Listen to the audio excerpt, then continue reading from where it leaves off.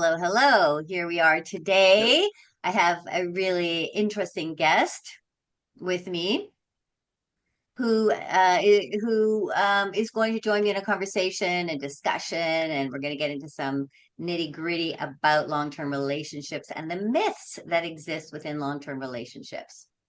So I have Denis Caltroun here from Spain. He was a sexologist for, he says, too many years, many years. And now he is working as a coach and he's done lots of other things within his lifetime. But let's have Denis give us a little introduction about himself. Hi, Denis. Well, actually, I'm not from Spain. I'm from Canada, but I'm living in Oh, Spain now. oh, yeah. Yeah. Perfect. Perfect. Okay. Both Canadians. Well, I mean, yeah, we're both Canadian from British Columbia. Mm-hmm. Yeah. Yes. So, Where it all happens, right? yes, BC means bring cash.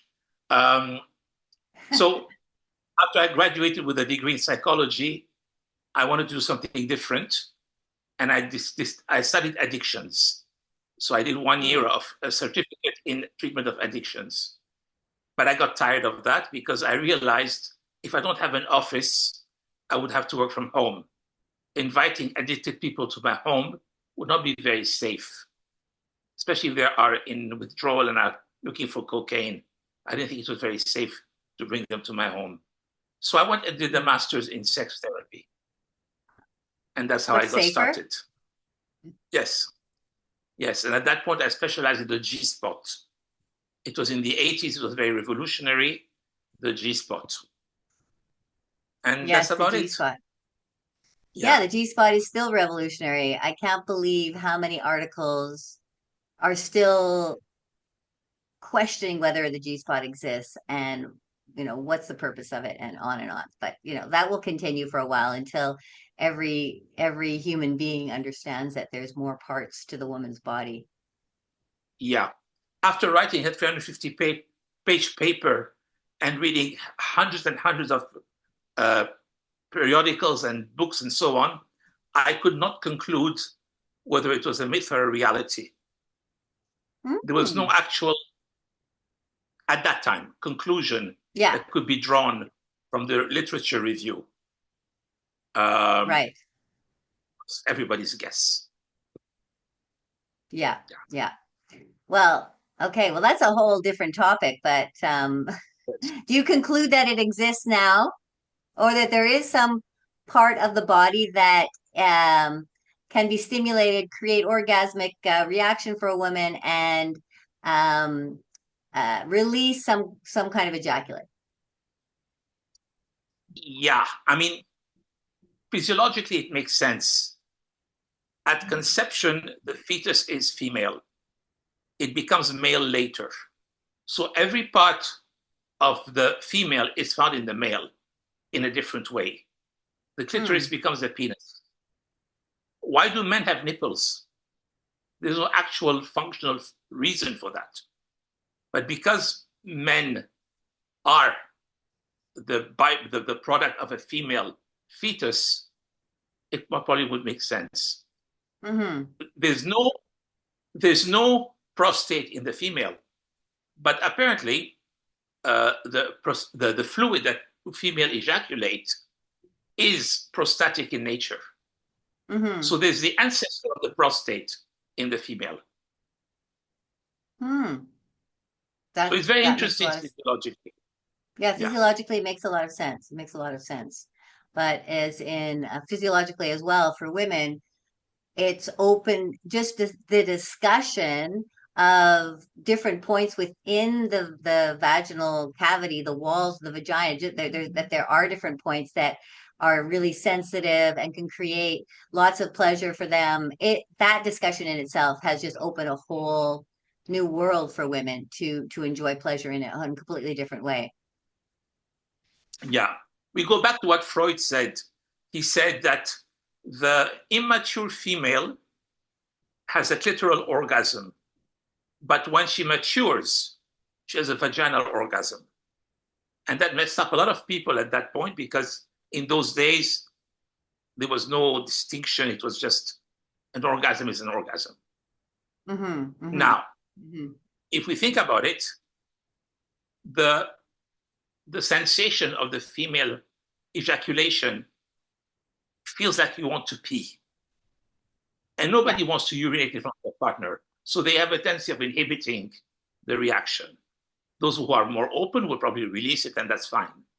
But a lot of women are not willing to urinate in front of their partner, so they inhibit. Yeah. That's what Yeah. the literature Exactly. concluded that. Yeah. Right. Right. Right. Yeah. Well, that's still the process of accessing that spot, that sensation, the initial sensation being that of needing to urinate. But that sensation changes as you become more experienced. You I can then guess. Yeah. you can very carefully identify, oh, this is a G spot. This is when I'm Yeah. urinating, and then, any partner I've ever known loves it. So, once you as a woman get over that fear of that it feels like urinating on the bed or in wherever you are, once you get over that fear and realize that it's just such an amazing experience and feeling, and that your partner actually really enjoys it and that you enjoy it, then it's home free. I mean, there's just, you keep going, you keep exploring from that point. So we're getting off topic a little bit talking about the G spot, but that's a really interesting topic, um, and something I see people talking about all the time still on YouTube channels, because there are still so many people that want to know, how do we create a G spot orgasm? And if you're in a long-term or a relationship, these are things that I think you need to explore. Um, and this is like, I'm going to talk about these myths of long-term relationships.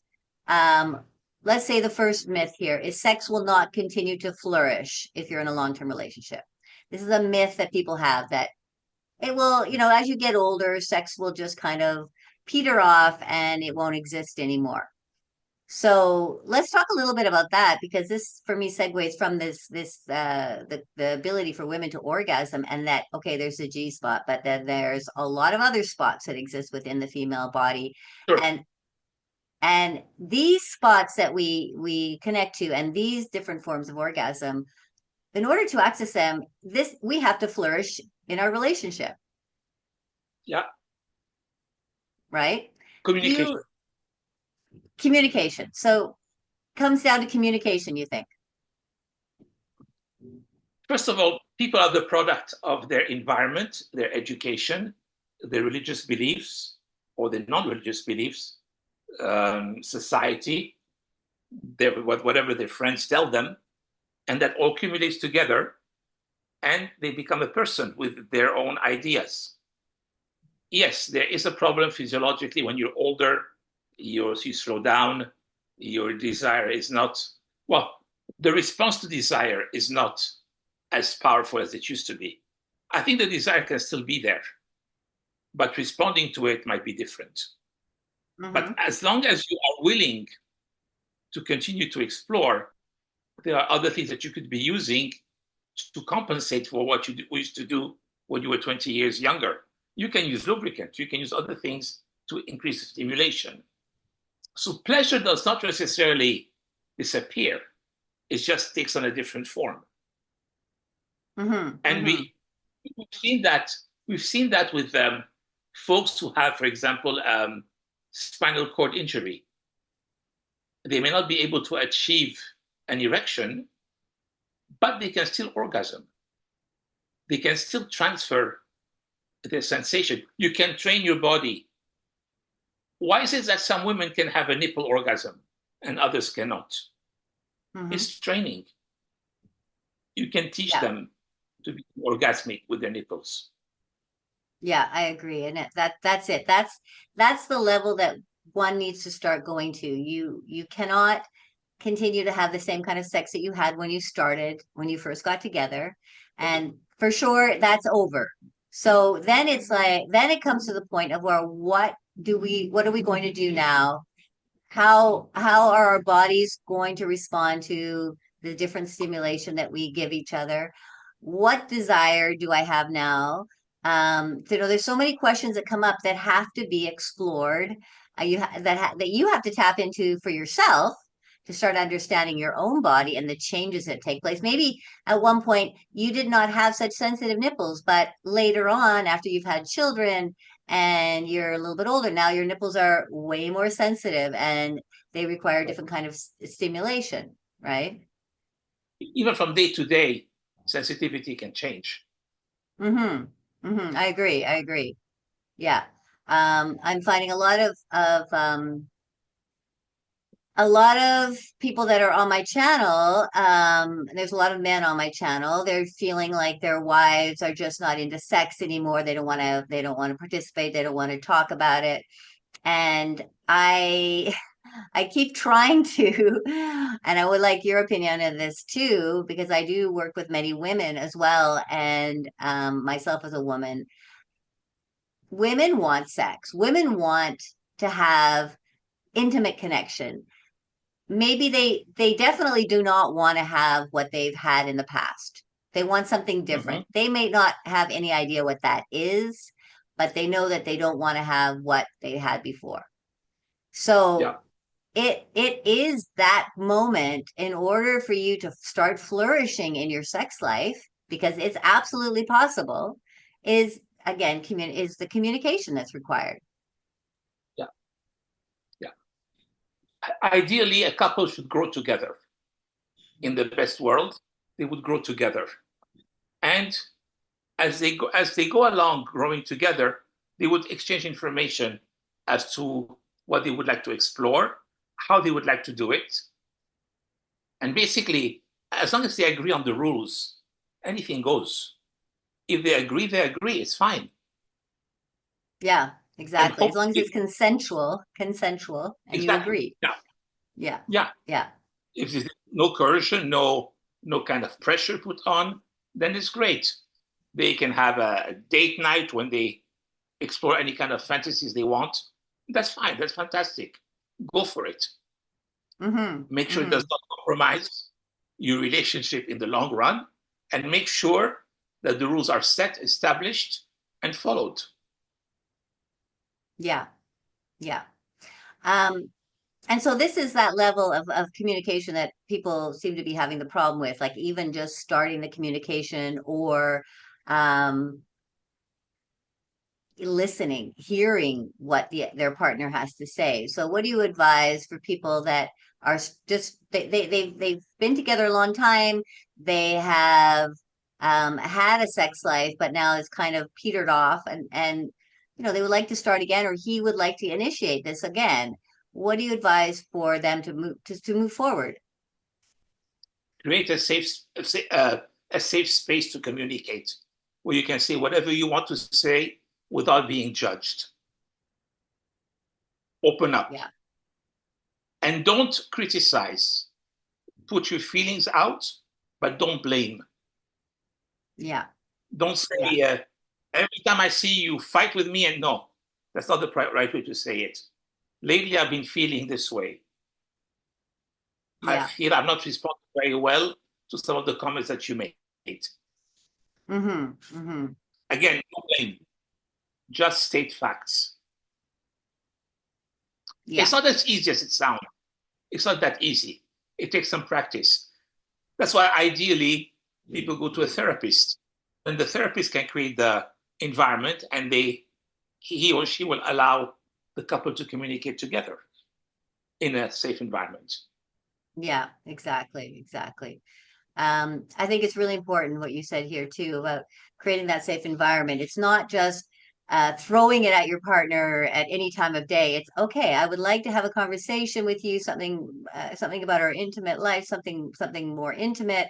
When is a good time for you? Let's make a time that we can sit down and have this conversation, and creating that space so that you're both relaxed, you've both been warned that this is going to happen, and then be able to sort of set the rules even before you start the conversation. Like, listen, this is just a conversation. Let's just be able to openly talk to each other. Let's just be able at this moment to be able to really speak our minds and put it all on the table and how we're feeling without Yeah, judgment, like you said, without criticizing, just listening to each other so we can see where we're coming from. Because we Yeah. do change over time. We are, if you're together with somebody for 5, 10, 15, 20, 25, 30 years, you will change. You will feel Yeah. different things. You will need different things. You will have different desires. So Yeah. this kind of conversation is not just a one-off. It's something that needs to happen on an ongoing basis. And it's important to have a strong foundation. If the couple is very fragile, if they're not united together, if they're not in love, if they're not resting on some solid foundation, that's not going to work very well. Yeah. Especially if they explore outside the marriage or they explore together with a third party or a whole group, that's not going to work. It will create tension, jealousy, envy, and so on. It's better to have a powerful foundation. If it's powerful foundation, you can build high. If it's not a good foundation, you don't go very high. Yeah. Yeah. So tell me about what's a good foundation then, so people can just sort of base it on their own relationship. What's a good solid foundation? Love, respect, and trust. Hmm. If you don't have those, you don't have a relationship. Unless it's Yeah. some kind of a very casual relationship. But if you don't have a strong relationship, you need those. Yeah. Yeah, I agree. Um, in long-term relationships, things happen too, and the trust may move around a little bit here and there because Sure. it's difficult for any human being to be completely and totally honest all the time. Um, Mm-hmm. but as much as you possibly can, if you can be honest with your most intimate partner, if nobody else, then with your intimate partner, it will help you. It will help build a relationship. It will help create more intimacy, more connection with each other. It depends what you're being dishonest about. If you're being dishonest about organizing a surprise party for your partner, that's okay. It's not a big Yeah, deal. If you're honest because you were cheating on your partner, that's another story. that's a whole different realm of healing required there. I mean, I think you can get through that type of a situation, but that again, you have to build that foundation where you feel okay. Now we are. So you're going to start. If you're going to start talking about exploring sexually, you want to first make sure you have a foundation so that you are both Yeah.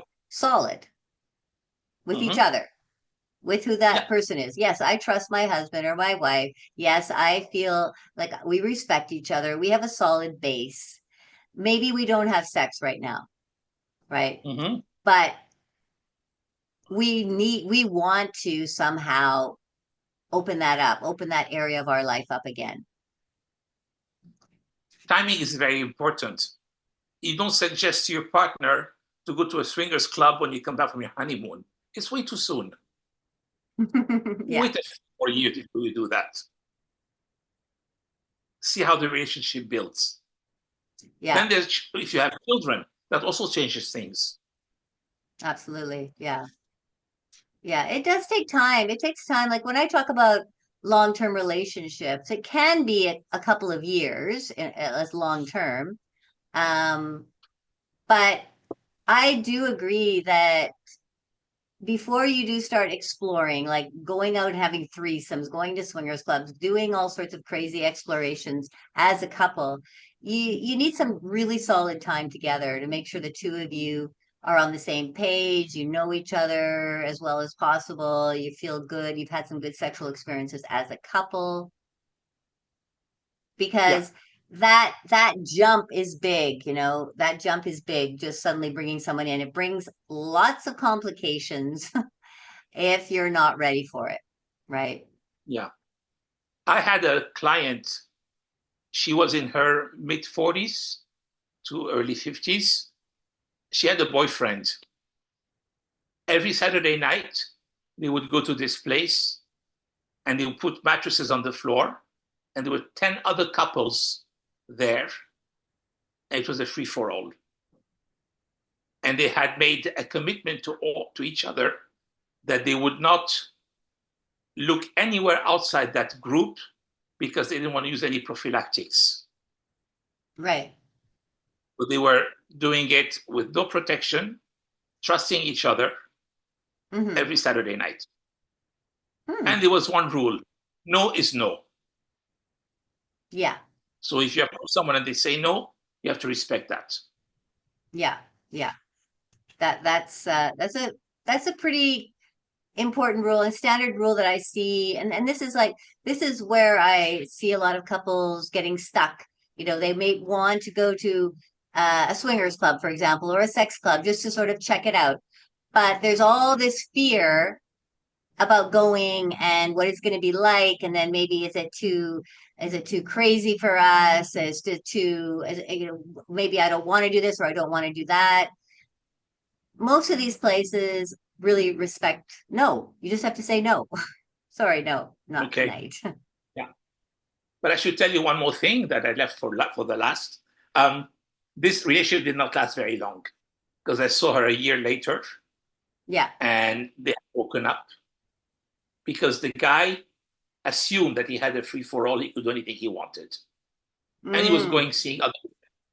He thought he had permission to do that. right. So they didn't sit So that down and didn't actually work. create the boundaries. Was she married and then this was her boyfriend or was just her boyfriend? I'm just a boyfriend. Right, right, right. Yeah, And it's really important. sorry, they had no kids. Sorry, they had no kids, but all the other couples had kids.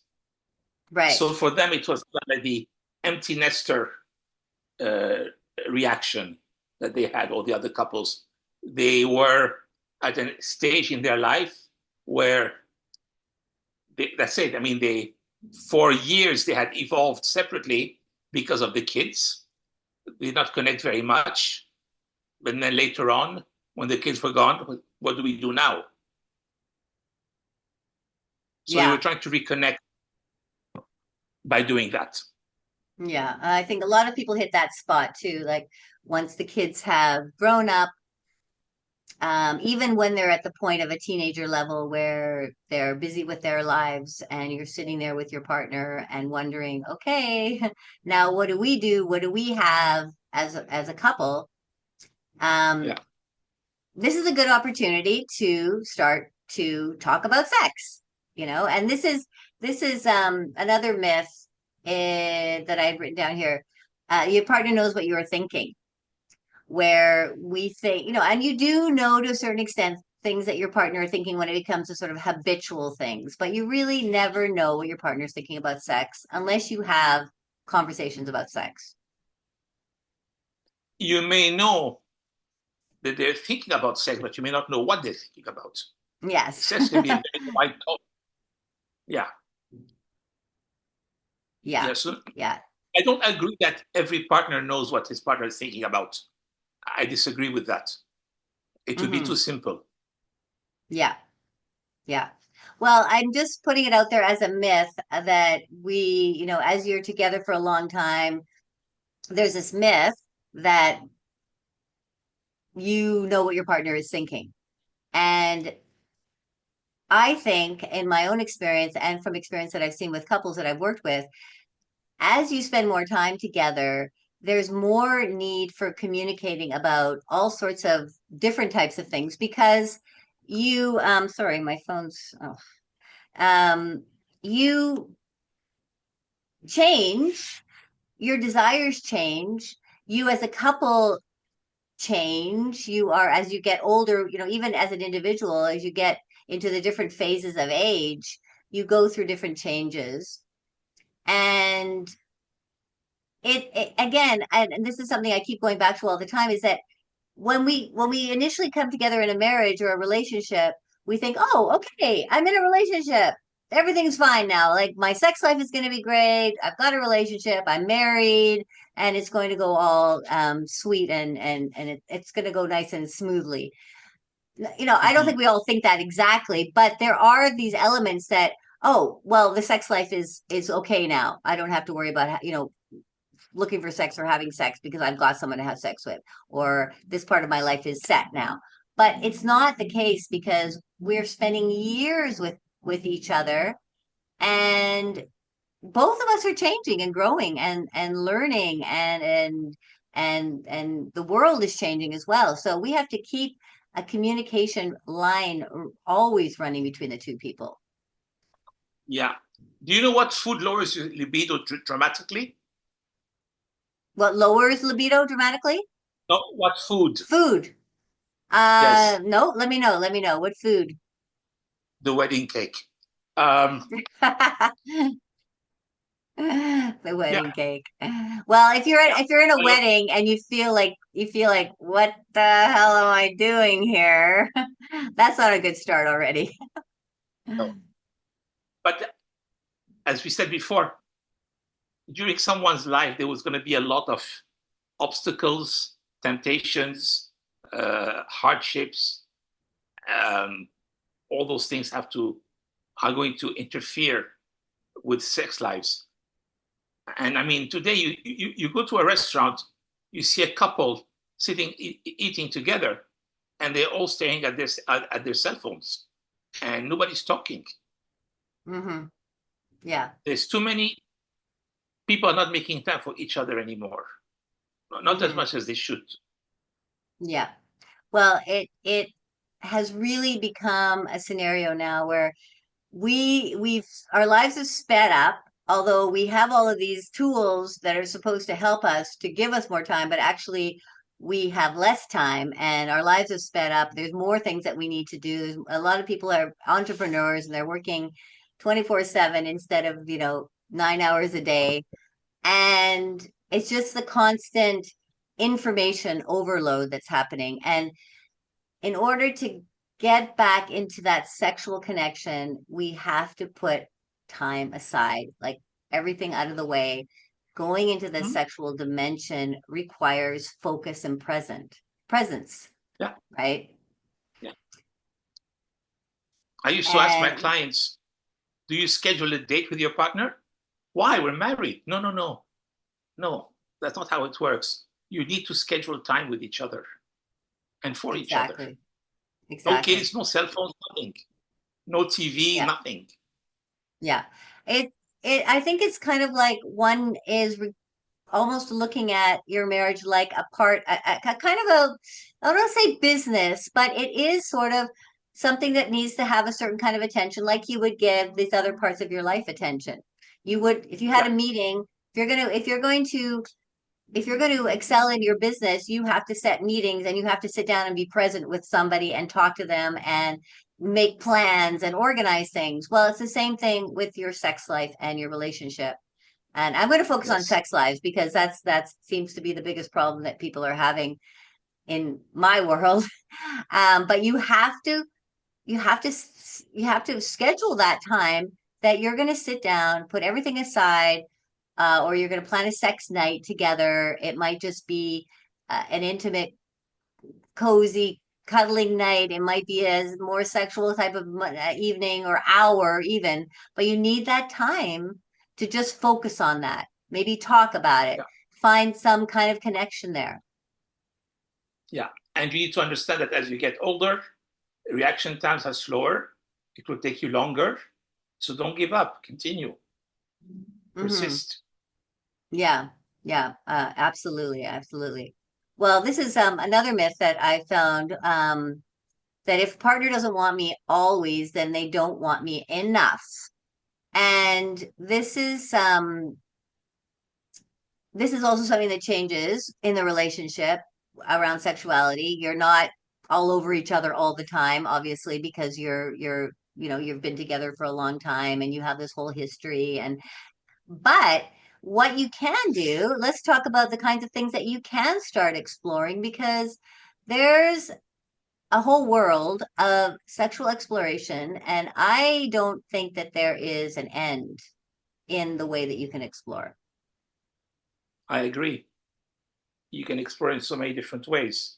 You can use props, costumes, scenarios. You can try alternate locations. You can go to a forest. I mean, there's so many things you could do. Yeah, yeah. So many. And there's so many things, and it's not just about the act of penetration, which is what a lot of people define sex as. And think we're not having sex, which means I'm not being, penetrated, and we're not connecting in that way. But there are so many things before even the penetration takes place. And even if it Yes. doesn't take place, there's so many things that you do that gets you excited, that brings on that sexual energy, that creates a really erotic connection with each other. But as people get older and their libido goes down, their energy is also going down, and their Hmm. comfort becomes more important. So they will not be willing to do it in a staircase at 2 o'clock in the morning and risk being caught even by a camera. They'd rather be in their bed where it's comfortable and they have a comfy mattress and pillows. So maybe your sense of adventure goes away as you get older. It's not an excuse; it's a Maybe, reason. maybe. Um, yes, physically, we don't have the same, you don't have the same kind of flexibility that you had when you're younger. But Right. that's why it's time to start now at whatever age you are. If you've been in a long-term relationship and you're ready to do something different, it's time to start to explore those other options. And even if it's now outside the bedroom, and maybe in the Mm-hmm. end you come back to the bedroom, but um, it's good to have those other kinds of sparks because we have our desire and we have our desire. And what is our desire in order to have that as a desire? What does that desire need? You say the libido goes down. Well, how do we get the libido going? How do we get the desire activated again? Um, there's a saying in French. It says l'appétit vient en mangeant. Appetite comes as you start eating. So if you are open-minded and willing to try, and your partner is pushing the right buttons, you can get that desire back. You can get that pleasure back. You may not respond physically the same way, but be open-minded and accept the way you respond. Mm-hmm. Mm-hmm. Right. One thing that we talked about is also health and medications. As you get older, you might be placed on some medication which will interfere with your libido, not only with the desire, but also with the response. So Mm. if you Yeah. have a hard time lubricating and so on, or erection problems, those medication will make it even worse. So that Yeah. can be a problem as well. Right. Yeah. There's so many repercussions when you start taking a lot of medications. But the counterintuitive thing about that is that actually having more intimacy and sexual connection is a form of healing. Yeah, of course. And I mean, people don't understand, for example, that chronic pain can be can be kind of alleviated gently by endorphins, and endorphins are released during sexual activity. So Hmm. sexual activity is a good pain management tool. Exactly. Exactly. Yeah. Yeah. It also helps with your immune system. It boosts the immune system. It boosts self-esteem, Hmm. and And self-esteem is important.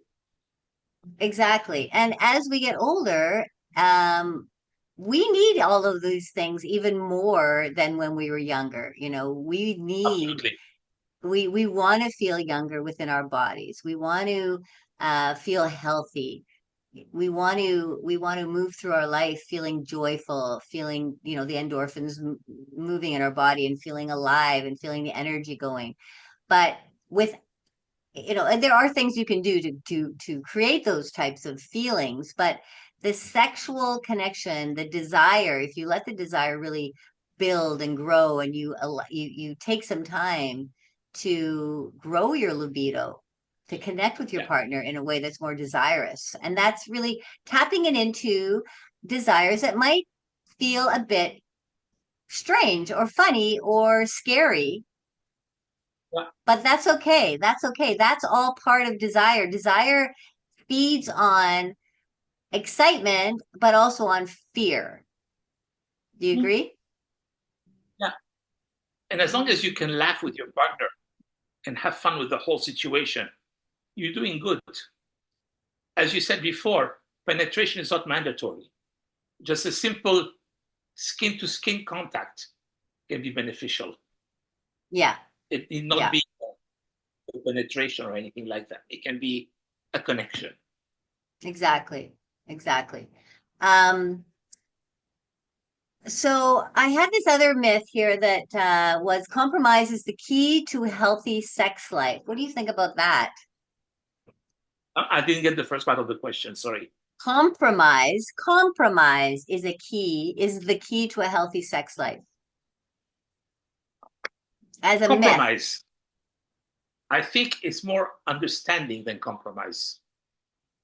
If you understand and you can see the other person's perspective and they can see your perspective and you come to an agreement, is that a compromise? How would you define a compromise? Well, if you are I mean, I think you can look at compromise in two different ways. One can be that you're compromising in a slightly more negative way. You're compromising, you're making a decision based on what your partner wants, but you don't really want to do that. You decide, okay, I'm going to do that because they want to. The other way is what you were just saying is coming to an understanding. So, oh, you would like to do that, and I would like to do this. So let's find sort of that middle ground so that both of us are feeling like we're getting something out of it, or we're feeling that we both are joyful about what's happening. Another one would be a quid pro quo. I will go your way, but you have to do it my way at another time. Yeah, I yeah, think that, yeah, the first situation you mentioned, where somebody wins and somebody loses, I don't think it's a good way to compromise. yeah. The third one, which is now, which is the quid pro quo, that's also not a very good way to compromise. I think once you reach an understanding between both, and you agree to maybe tone it down a bit, or even bring it up at a higher level, I think that's a good way, or a fairly good way to compromise, Mm-hmm. Mm-hmm. Yeah. because Yeah. both I think parties will be in agreement. yeah, and Yeah, I think as a couple you need to work as a team.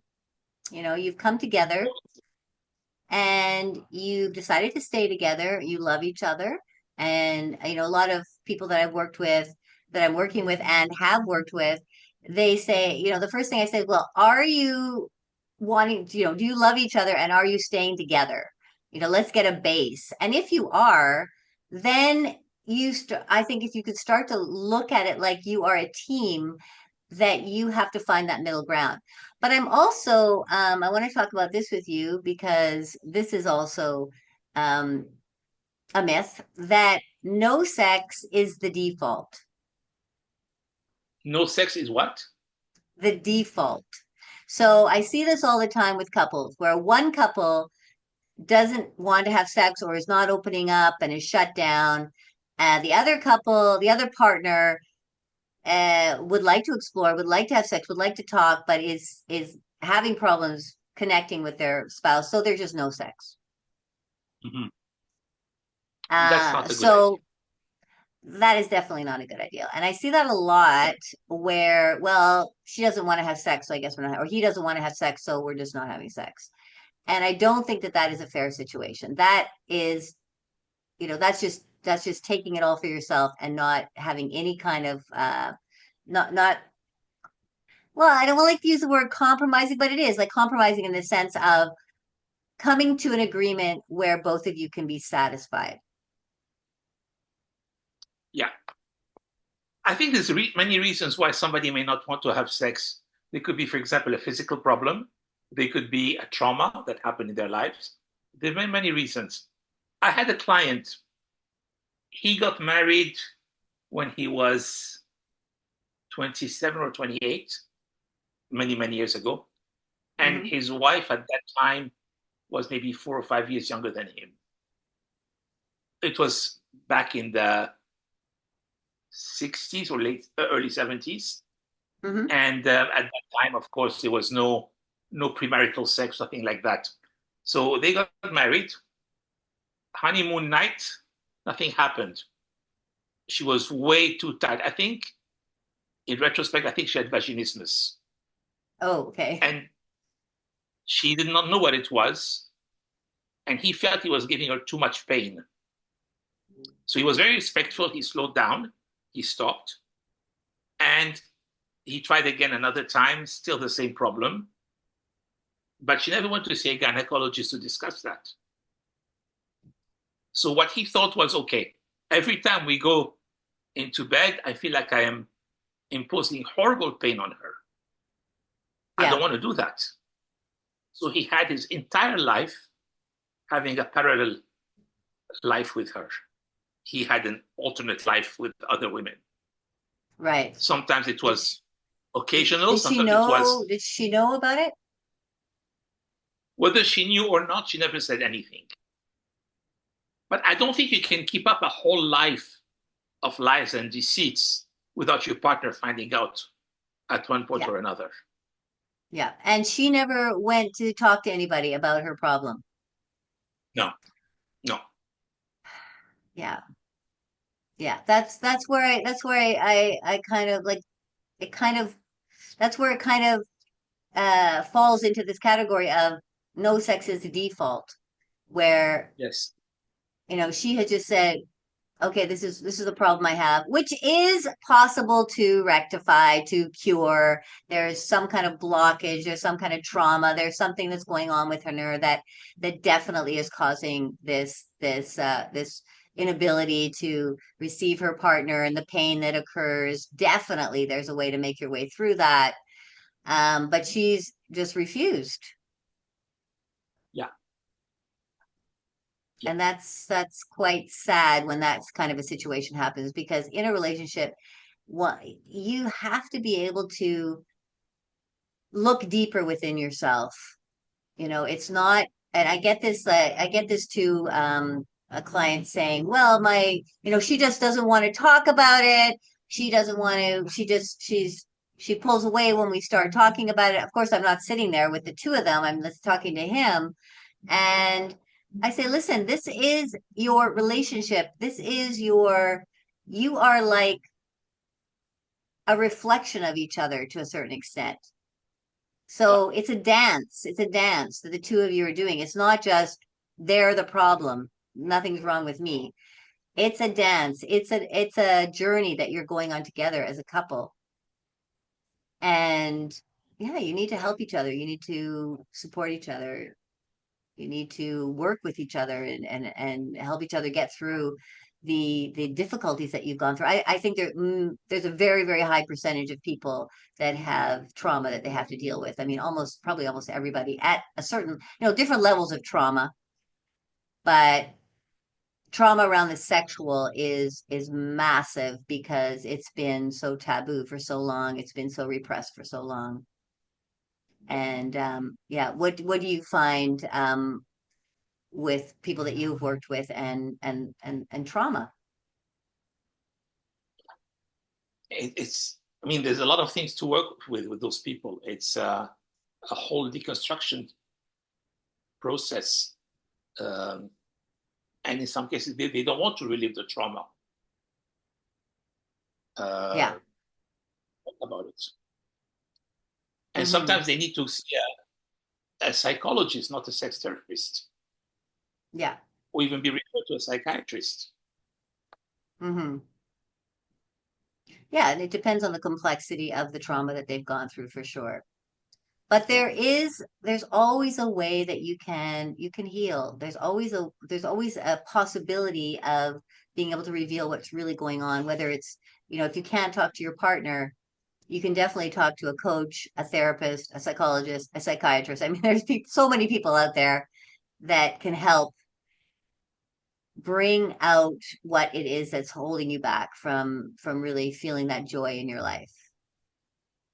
What you're saying is true, but at the same time, you have to put yourself in the shoes of the person experiencing the situation. Depending on how they were raised, what kind of education they got, they may not Hmm. believe that this. Yes, yes. Yeah. There's a certain level People have of so having, many yeah. people have so many beliefs. For example, I'll just use a very simple nutritional belief. People think that eating fat-free food is will help you lose weight. You believe in that? No, factory food? Fat-free food. You buy, for example, No, fat-free yogurt or fat-free cheese. No. absolutely You not. know why? Do you know why? Do I know why? Fat-free Well, food you're gonna go fat-free food ahead. has more sugar than regular food. Sugar is a big problem. Fat is not. Yeah, Contrary to the myth, fat does not get you fat. That's not true. yeah, But sugar can do a lot of damage to your body. yeah, Another thing, yeah, fat fills you up much faster than non-fat food. If you eat, if you eat, you know those baked chips called Lay's, they yeah, exist in Canada. You have to eat the whole pack to feel satisfied. But if you eat a few regularly fried chips, the fat will fill you up very quickly. You don't feel like eating anymore. yeah, yeah, So fat is not a bad thing. Fat can be a good thing, assuming it's a healthy fat. yeah, yeah. Well, there's Fat-free yeah, fat the is whole bad. the whole nutritional world, and this is another part of how to stay healthy and create a healthy sex life is also what do you put into your body? What do you put into your But that's, body? that's another topic. What I'm talking about is Another topic. beliefs. Yeah, Yes. that's belief. If people Yeah. believe that, it's very hard to change their mind. Yeah. Very, very hard. It is. It is. So I agree. these people who feel that there's no solution to their problem because they were told that as a kid, because their friends told them whatever, they are in a very uh, distressing situation because they don't know how to find the solution, and they may not be comfortable talking to a professional about it. Yeah. Well, yes, yes. There's definitely there are going to be people like that for sure. And Yeah, I mean, you can only help as many people as possible and bring out as much information as possible. But I guess it's that sitting in the old traditional way that, and the beliefs are so strong and so rigid and so inflexible. Um, I mean, we all hold our own belief systems of varying sorts, right? And that can restrict us from doing other things or seeing other things because as new generations come in, and I just see the generation of my kids who are in their 20s, it's a whole different way of thinking than when I grew up.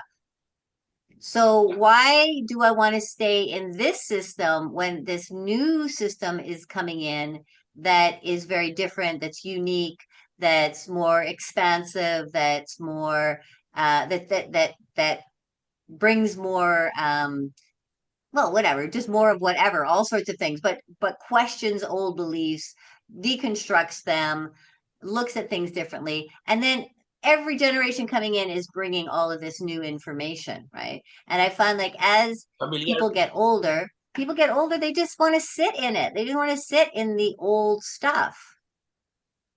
familiarity is comfortable. Familiarity, yes, habitual, comfort, the fear of going outside of it. And of course, you can stay there. You can stay there, and you can have a fine life till you die. Um, but if you want to have a more exploratory sex life, you have to look at your belief systems about Yeah, sex in particular, and then it connects into the belief systems about who you are as a man and as a woman, who you yes. are as a mother, as a father, as a wife, as a husband, because all of these hold all sorts of old traditional beliefs that restrict us from exploring. Yes. You know, a myth. You are a mother, you are a father. That's, there are certain myths about what you are supposed to be as a mother and a father, as a married couple. an older woman, older man. There are all sorts of beliefs around those things, around those, and you have to be ready to step beyond those and break them down and look beyond those if you're going to go into exploring in your sexuality. The sexual, uh, to me, and I'll just say what I feel, and then you can say how you feel, but the sexuality is like the base, the core of our energetic being, let's say. Yes, And it is a massive part of our life force energy. And I totally agree. there's so many beliefs within that system around sexuality that we can get really locked down and really get into a place of inability to to to feel more joy, feel more, and the ability to even talk about sex, and the ability to even um, take some steps beyond what we've been brought up to believe in this little box, right?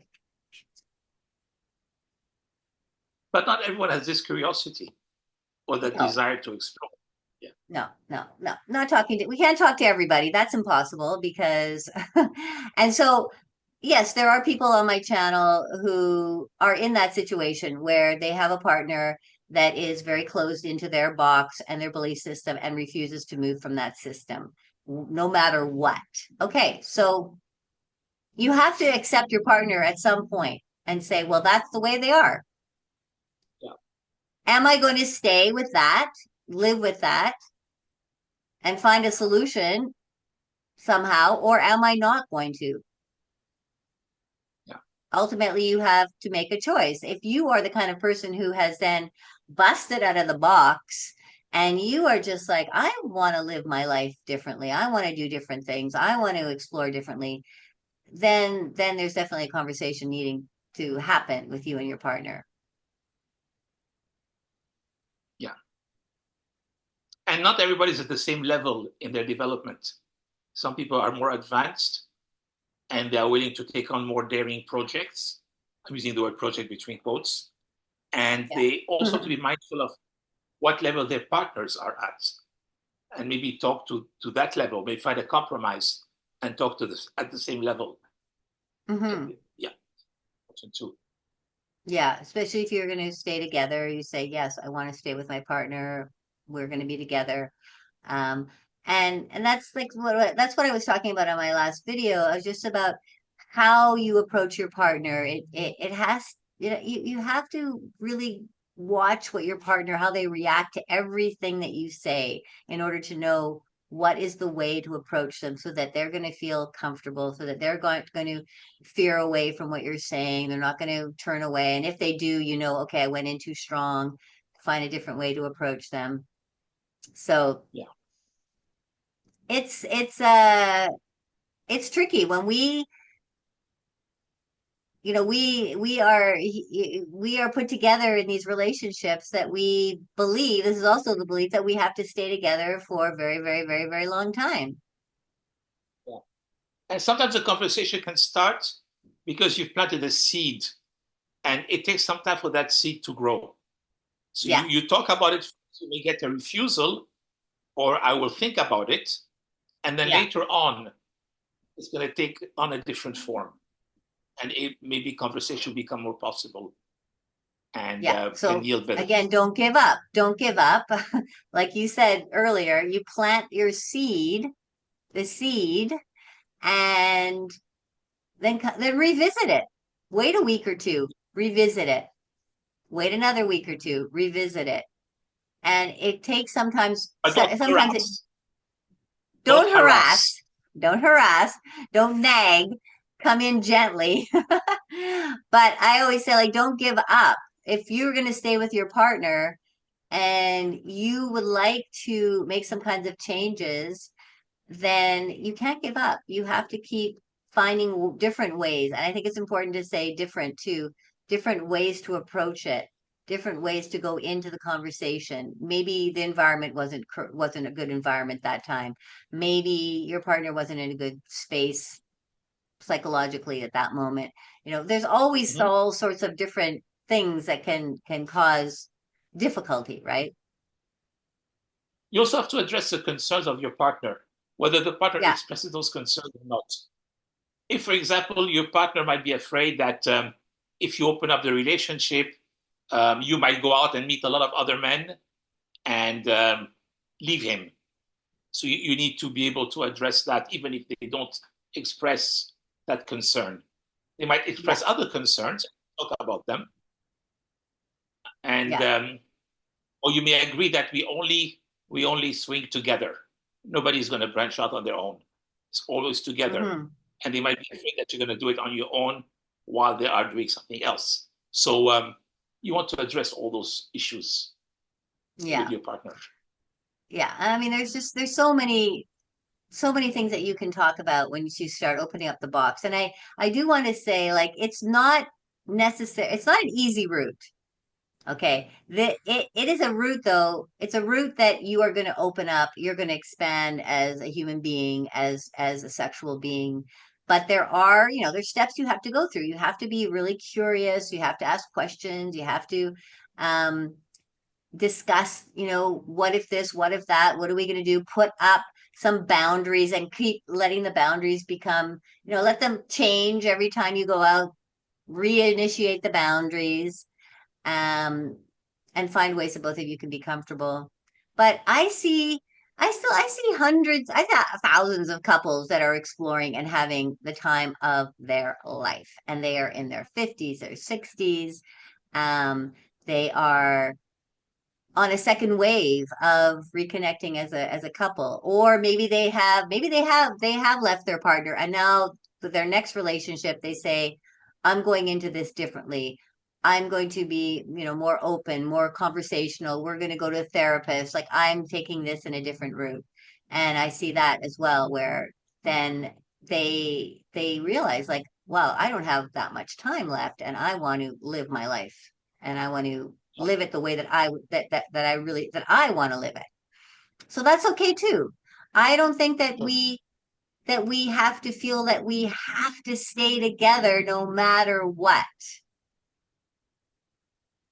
I don't Okay. I don't promote divorce or breaking up, but I also don't promote staying together because just because you were married that you feel that that contract has to life to last to the day that you die. Mhm. Another thing that is important is if you try it and one person doesn't like it, it's okay to say no. Yeah. Yeah. It's part of respect. Respect, trust, love, and also communication. Yeah, and that is a good point because we started with that. It's okay to say no. And that is so important. And this is one thing that I remember my partner said to me when we first started to explore. And I was really scared and I was really nervous about going out. And the first thing we were going to do was a threesome with another man. And I just kept postponing it and having reasons why I couldn't do it. I have my period now, or this is happening now, or I can't feel like it. Finally, he said, "Listen, you have the power to say no whenever you want. If we meet that person, you don't like him, and you say no, it's over. If even if we're in the middle of having sex and you say no, this is not working, it stops." So Mhm. once I realized that, wow, I do have the power. Like, I I am able to voice how I feel and change the situation if I don't feel comfortable for whatever reason. And that made a huge difference for me moving into exploring, because there's so many elements for women and men too, but I would say more for women around allowing themselves as a mother, as a wife, as an older woman to explore sexually. Mhm. Yeah. One thing that is very important when dealing with a threesome situation, you have to focus on your partner more than on the third party. Otherwise, you can Yeah. create a lot of jealousy in that encounter. Yeah, you don't want to And forget ultimately, about your partner. the third party goes Eh, goes to their home, but you are stuck with your partner, And that jealousy can cause a lot of fights and frictions. Exactly. Well, that's okay. So now you start exploring, and yes, then there's all these things that you have to deal with when you start exploring as well. And I always say too, after an experience you have with another, like you'll say you have a threesome, you have to have another conversation. What did you like? What Absolutely. did you not like? What worked? What didn't work? Let's make the next experience even better. And um, I also highly suggest to get a coach or a counselor because there's certain things that people are just that they just don't realize. Like one couple that I was working with, they went and they were exploring threesomes, and after I was talking to them, and they were both uncomfortable because, like you said, he had kind of ignored her. He had kind of gone into another world with this other woman and had kind of ignored his partner. And it upset her, but she didn't feel that she didn't realize that she could speak up or say something in the moment or voice what she was feeling in the moment. I said, of course, that is very important. At any time during your encounters, it's not that you have to suddenly, be quiet and just perform. You have to you have to be fully present. I mean, you could have been able to say, "Hey, honey, I'm over here. Come over here." Or, "Honey, I want to go talk to you in the other room right now." Like, I need to have a discussion. I don't feel comfortable. Hey, everybody, we have to stop. I don't feel comfortable. These kinds of Yeah. things are possible and necessary when you start bringing in other people because it does get complicated. Now, another issue is when a partner discovers that their partner might be bisexual. That can cause some interesting frictions. Yeah, you discover all sorts of things, right? Yeah. It's a step-by-step process because somebody was saying to me, that well, they're asking all these questions about what about this happens, what about that, what about this, what if this happens, what if that happens. I said, listen, you have to just take a step and see what happens because it's almost impossible to know when you bring in a third person what exactly is going to happen, what the dynamic is going to be, because you don't know this person. You don't know how you're going to feel with that person. You don't know how your partner is going to be feel with that person. You don't know what the dynamic's going to be like as a group. Mhm. Right? You really don't know. You really can't. I think it's easier to not project, to project as little as possible and just be really present with each experience that you go into, right? Yeah. If you write an ad in order to find a partner, it's important how you word it. But what's very important is, for example, if you put FFM, Mm-hmm. then the two females would be interacting together. If you put FMF, it means there'll be no interaction between the females. The focus will be Really? on the male. I haven't broken that down yet, but somebody was telling me about the total and complete difference of each combination of how you put the words out. But I think, even with that, even before you start, I think it's really important to sit and talk about your boundaries before you start having any kind of intimate connection, any kind of intimate play. Like, let's sit down first. Okay, what do you want to do? What do you not want to do? What do you like? What do you not like? What are the boundaries for each person? It sounds kind of boring or um, like it doesn't belong in the sexual realm, but when you're bringing someone else in your coupledom, it helps so much if you really understand what everybody's boundaries are. Yes. But things can also happen when you go Yeah. live. Yes. So they could some of those boundaries may be pushed a little bit because you discover something about yourself at the moment. Absolutely, absolutely. There is some unknown territory for sure that, and in every situation as well. And that's, I guess, in that sense, for me, that's what made it exciting because it brings that excitement and that spice and that little bit of unknown or that lot of unknown into your life as a couple, and it makes you come alive again because you're thinking about it, you're wondering about it, you're excited about it, you're a little bit scared. It's like you're going like you're getting married. You go through all of these feelings, you're all of these feelings rush. It's like this adrenaline rush, and um it helps to, and this is a bit of moving on a tangent towards like why is it a healthy thing to explore your relationship? And I don't mean just that you have to be that you have to go into a non-monogamous activities. You can explore in a monogamous couple as well. If you don't want to bring someone else into your partnership, you can do tantric exploration, you can do kinky stuff, you can do BDSM, lots of things you can do without bringing anybody into your coupledom. Yeah. And if you have no arthritis, you can do the Kama Sutra. Yes, exactly. Yeah. Exactly. So the long-term relationship needs some uplifting. And I think people have been talking about this for a while, about the modern relationship and how to grow in this modern relationship because it's Mm-hmm. it's it's got its complexities. But ultimately, I think we all want to feel joy in our lives. We want to feel joy. We want to be excited. We want to have fun. And um, if we can let ourselves, play a lot more, look at this as like, and I like to call it the adult playground, and go into it in that kind of way. If a little kid, when you're a kid and you get to the playground, it's like, oh my God, what is that? Oh, I gotta try this. Oh, I gotta try that. Oh, that was scary. Oh, I hurt myself. Oh, how about this? And you just play. Yeah. You play and experience. And that's what it's like. Yeah.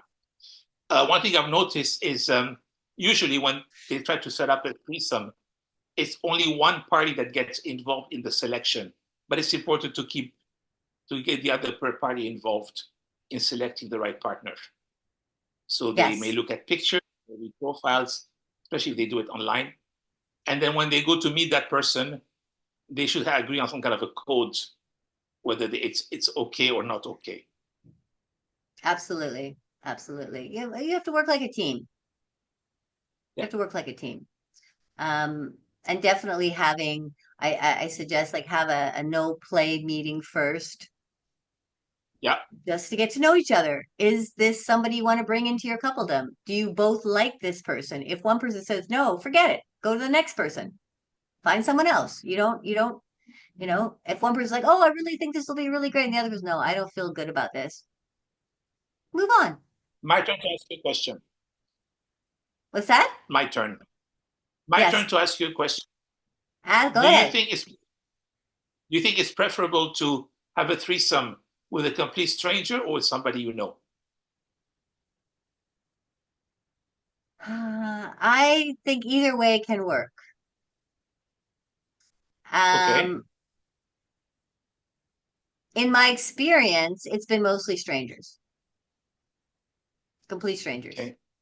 Meet for coffee or drink first, and then if there's a connection, all three first people have a connection, then to have a play date. Um, People that I've done that with have become friends, or going to a swingers club or a sex party and getting to know people. Someone becomes friends, they become friends. But I have I think I think either way can work.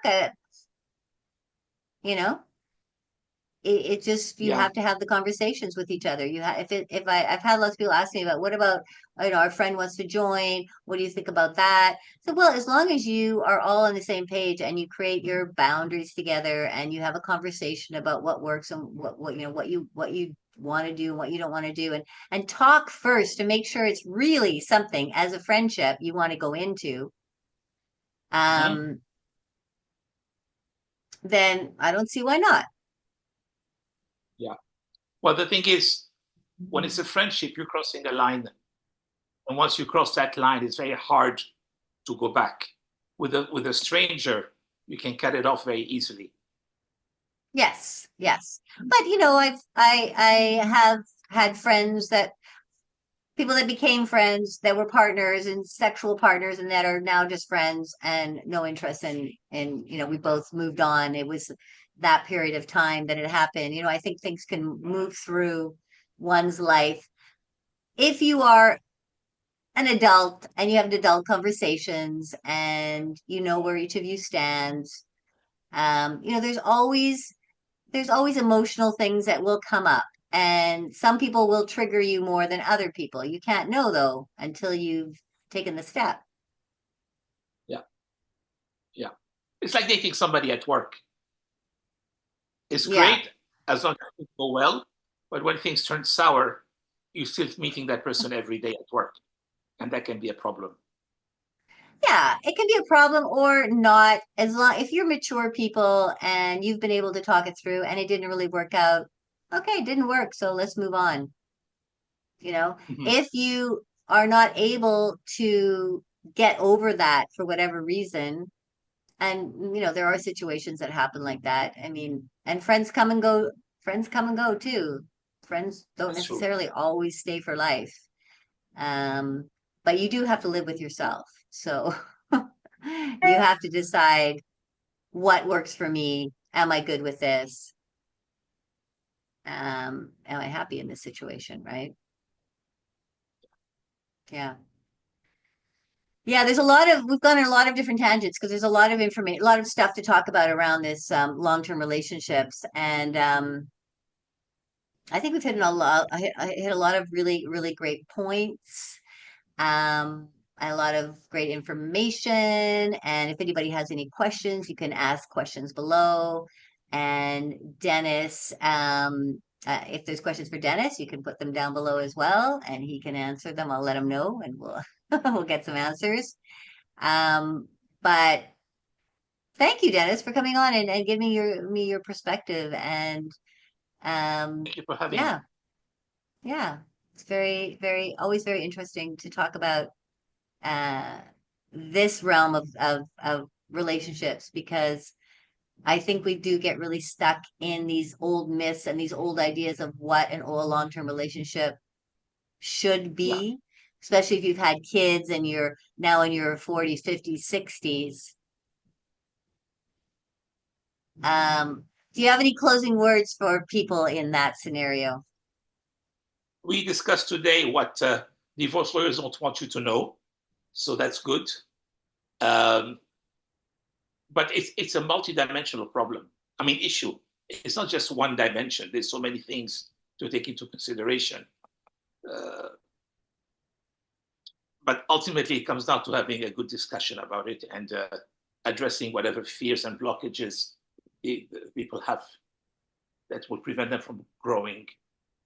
I mean, a lot of people also have a fear of success. Hmm. Um, many people don't cannot grow because they have a fear of success.